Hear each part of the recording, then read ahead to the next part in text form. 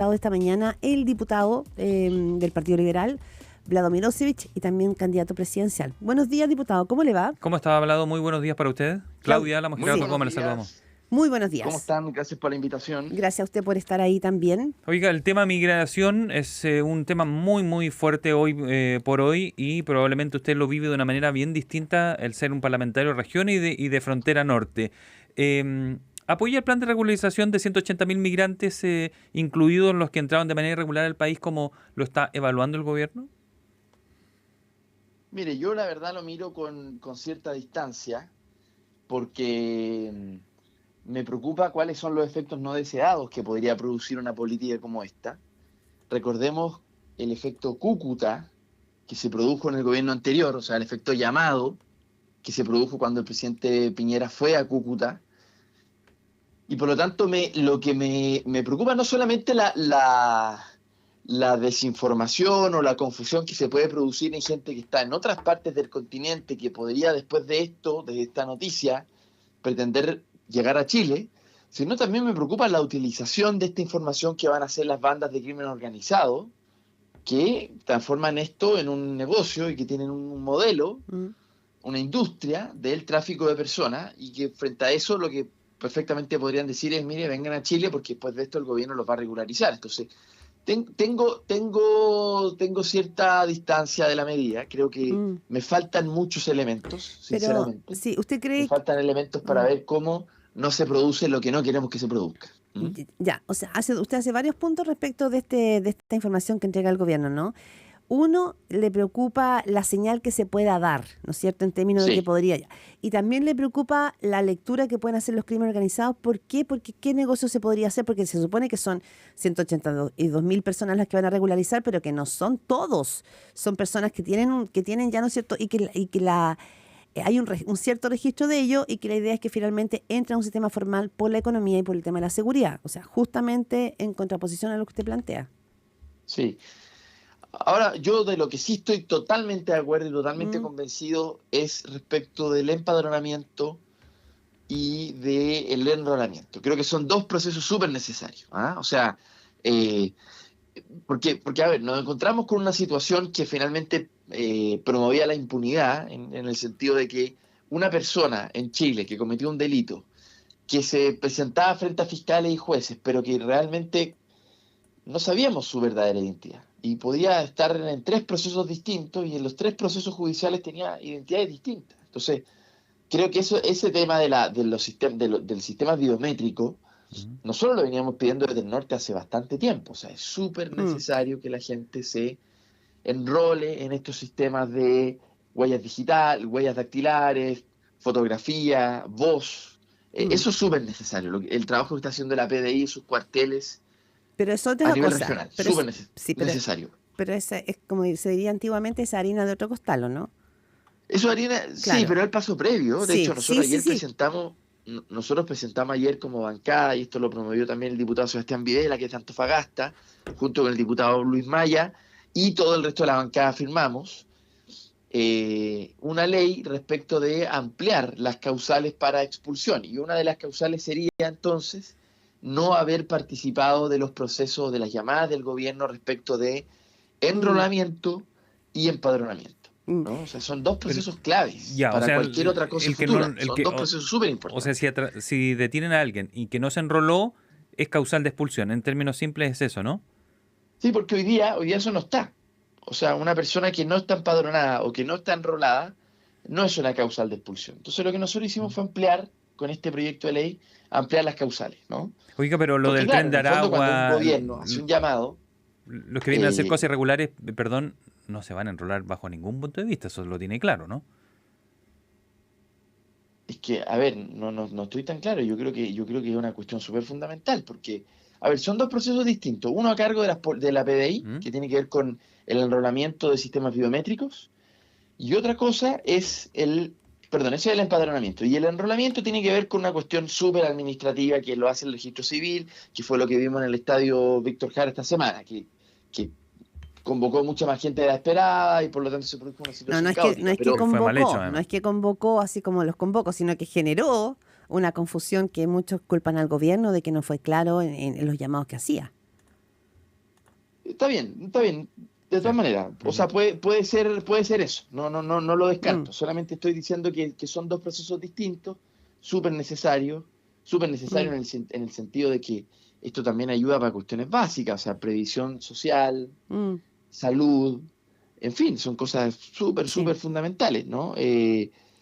Pero bueno, como sea, lo que me preocupa es la señal general. ¿Usted lo ha hablado con el gobierno? La señal general puede producir un efecto Cúcuta, yo le llamo, y eso puede ser muy malo porque Chile, estaremos de acuerdo en esto, Chile ya copó la capacidad de recepción de migrantes. Sí, pero usted le ha hecho saber esto a la ministra Carolina Toá, al subsecretario Luis Cordero. Usted es un diputado de la zona. Semana, a mí la verdad me sorprendió, yo quiero decirlo, a mí me sorprendió absolutamente la noticia de la posible regularización para este universo de 180.000. Ya. ¿Lo considera que sería una suerte? Información al respecto y esta semana no he tenido ninguna conversación con ellos tampoco, ¿no? Desde el día, bueno, en estricto rigor desde ayer, ¿no? Sí. Desde el lunes, perdón, desde el lunes. Hay una columna esta mañana de Carlos Peña en el Mercurio y él se pregunta cuáles serían las razones, o sea, en el fondo recoge las preguntas que dan vuelta, dice cuáles serían las razones para regularizar estos casos, o se trata más bien de una nueva demostración de la actitud del gobierno en esta materia, será el fruto de un progresismo ingenuo. Aparentemente, decía también, se podría ser una nueva muestra del buenismo gubernamental. Esto para después terminar señalando que a él le parece correcto que una regularización acotada, ¿no es cierto?, sea un esfuerzo razonable por distinguir distintas situaciones migratorias. Pero ¿hay algo de un buenismo gubernamental, de un progresismo ingenuo, como dice Peña? A ver, no lo sé. Yo quiero decirlo, no estoy directamente en contra de la medida. Hoy día me faltan elementos y creo que si no hay ciertas medidas adicionales de resguardo que eviten un efecto llamada, me parece complejo, digamos. Pero respecto a lo que dice el profesor Peña, que a quien respeto mucho por lo demás y siempre leo, creo que recordemos también que están los gremios empresariales a favor de esta medida y pidiéndola a propósito de mercado laboral también, ¿no? No me parece que sea solo propio de un progresismo ingenuo. Perfecto. Ahora, respecto al progresismo ingenuo, déjenme decirle que yo hace ya varios años, desde el gobierno anterior incluso, venía exigiendo, a propósito de lo que me toca ver en Arica, venía exigiendo que las políticas respecto al tema migratorio y respecto al tema fronterizo fueran mucho más atinadas, oportunas y también rigurosas, ¿no? Porque en el gobierno anterior me tocó ver también una cierta desidia que produjo una situación bastante compleja, ¿no? En particular en pandemia, fue el momento del pic de mayor ingreso anual por pasos no habilitados. Entonces yo diría que en general yo tampoco participé, no fui al Tribunal Constitucional cuando en el gobierno anterior se problematizó la ley de migración, la nueva ley de migración, y yo voté a favor de esa ley y no concurrí al Tribunal Constitucional porque no creo, o sea, no me hago parte de Bien. Diputado de esa ingenuidad, ¿no es cierto?, que habla Peña, respecto de que en los temas migratorios son temas que son complejos y que donde el Estado tiene que tener un control de la situación, porque si no, en el descontrol realmente las cosas diputado, no funcionan, en el desorden las cosas no funcionan. Usted escucha al diputado Vladimir Mirosevich, diputado del Partido Liberal, conversando con Primera Pauta. Mi último con respecto a este tema, ¿existe esa falta entonces de mirada de que tienen ustedes desde el norte del país con respecto a cuando hacemos desde aquí de Santiago políticas migratorias? Lo digo porque Álvaro Belolio, el exdirector de Migraciones, decía: le disputan los servicios a los chilenos, y eso es un hecho concreto. El decreto 15 de la Junta del 2021 dice que, por ejemplo, los hijos de extranjeros sin carnet son los que tienen que tener prioridad, primero para entrar a los jardines Junji, segundo los hijos de madres chilenas solteras o adolescentes, tercero de madres de pueblo originario y así. Le disputan los servicios, ¿no? Bueno, claro, ahora eso acaba de cambiar. Quiero decirles que hace un par de semanas atrás votamos una ley que establece igualdad de condiciones total, o sea, no. ¿Por qué? ¿Por qué pasaba lo que dice Belolio? Básicamente porque se entendía, la ley establecía un orden respecto de vulnerabilidad, y se entendía entonces que una condición irregular era una condición de vulnerabilidad, y por lo tanto se le daba cierta prioridad. Desde ahora en adelante, con esta ley que establecimos, en cualquier derecho social no hay ningún tipo de preferencia. Y por lo tanto, más bien hay una igualdad de condiciones respecto del acceso a estos derechos y el tema de los jardines infantiles, de las salas cunas, era un tema muy complejo porque efectivamente se llenaban los cupos y quedaba mucha gente afuera, digamos, mucha gente de nacionalidad chilena. Bueno, eso debiese cambiar con esta ley que acabamos de aprobar hace pocas semanas atrás. Sí, yo lo quiero cambiar también, diputado Vlado Mirosevich, diputado del Partido Liberal. Usted, bueno, estamos ahora, ¿no es cierto?, en plena reforma previsional. Ya sabemos que esto ha sido difícil, lleva muchos años, una década de discusión, hay mucha expectativa de lo que puede pasar. Y me llamó la atención porque ayer la presidenta del Frente Amplio llamaba a un volanteo y se fueron sumando también aquí, incluso la ministra Janet Jara le dijo que le parecía bien, ¿no?, que se expresara la opinión ciudadana. ¿Qué le parece a usted? Porque hay gente del socialismo democrático que le parece que esto puede ser un arma de doble filo. O sea, ¿qué pasa si se convocan pocas personas? ¿O corresponde que las fuerzas de gobierno hagan este llamado a la ciudadanía a expresarse? ¿Cómo lo ve usted? A ver, yo creo que sí, que respecto, yo como liberal siempre voy a estar de acuerdo con el derecho a la protesta pacífica o el derecho a la reunión. No, en eso no veo ningún problema, sinceramente. Creo que además un ejercicio de información, porque no entiendo que no es una convocatoria, una protesta. Es un ejercicio de información afuera de los metros, en fin, respecto a la reforma. Eso me parece que es perfectamente legítimo, lo hace también la asociación de AFP cuando hacen una campaña de propaganda respecto al tema de la reforma, con una posición muy clara.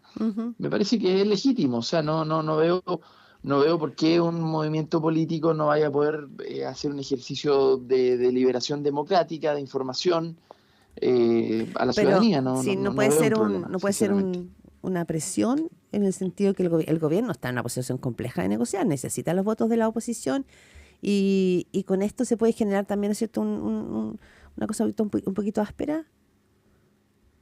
O sea, es que si usted mira la posición del gobierno todo este tiempo, ha sido una posición de diálogo, de apertura, de flexibilizar los puntos. Yo creo que lo que no ha sido recíproco, nada. O sea, yo no he visto ninguna reciprocidad de parte de la oposición respecto de esto. El gobierno... ¿De nadie? ¿De RN no? ¿De la UDI no? ¿De la RN yo le no? diría ¿Tampoco? que en general al menos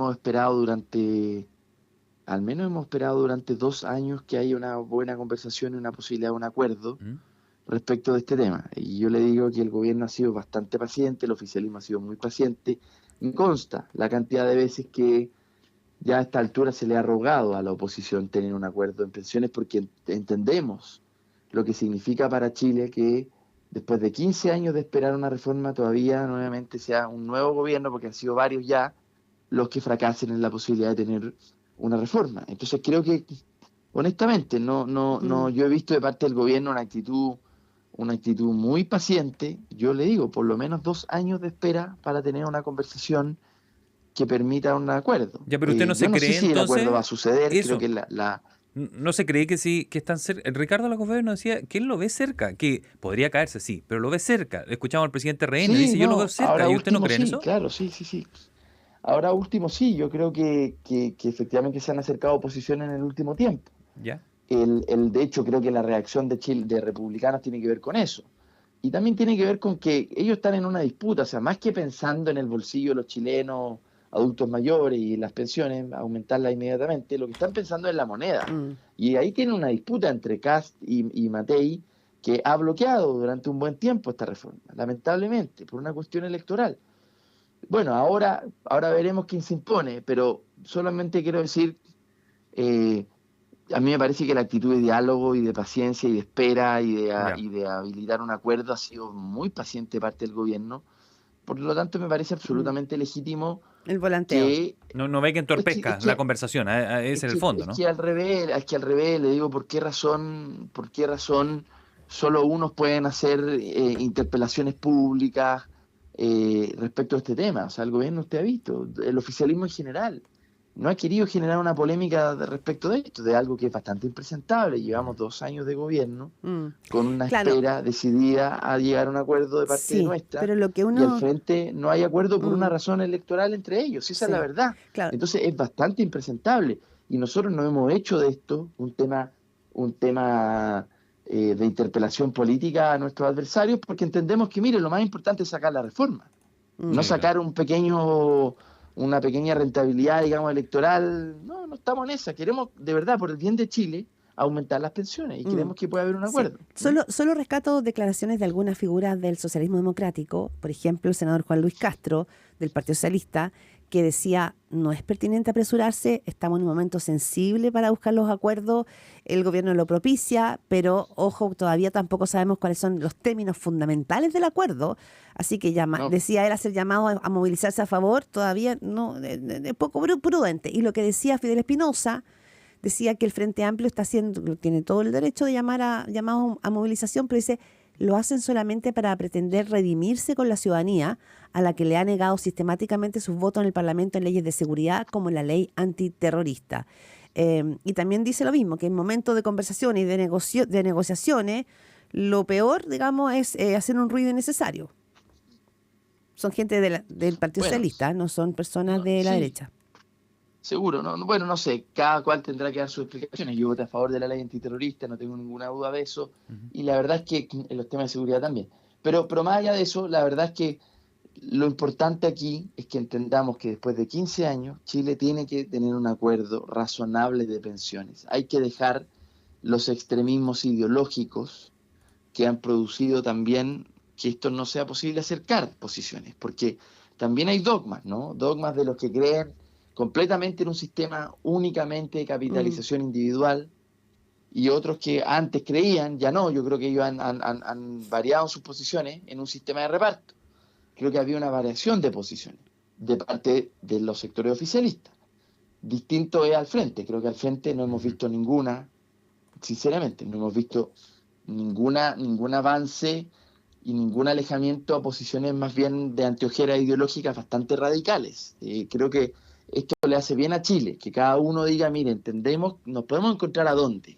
En un sistema mixto. Ahí nos podemos encontrar como sociedad chilena. Entonces creo que es perfectamente combinable, porque de lo contrario, mire, si no hay una parte que sea de ahorro colectivo, las pensiones no van a mejorar significativamente.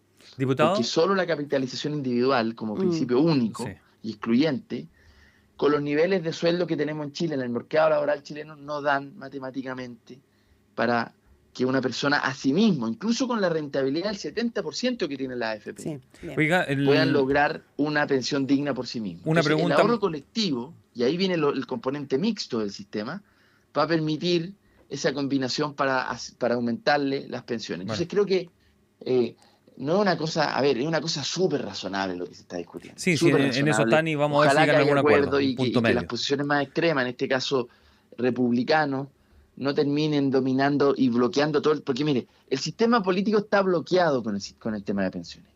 Totalmente bloqueado. Sí, de lado y lado dicen, ese de extremo a extremo. Se explica por republicanos, lamentablemente. ¿Solamente por republicanos? ¿No el Frente Amplio o no el PC? Es que lo que yo he visto en estos 2 años de Congreso, desde que se inició el debate de usted dice que podrían votar a favor en ese sector, entonces, ¿no? Porque el primer año de gobierno no fue tan decidido esa discusión. Pero desde el segundo año fue una discusión sobre la mesa. La verdad es que han flexibilizado bastante sus posiciones.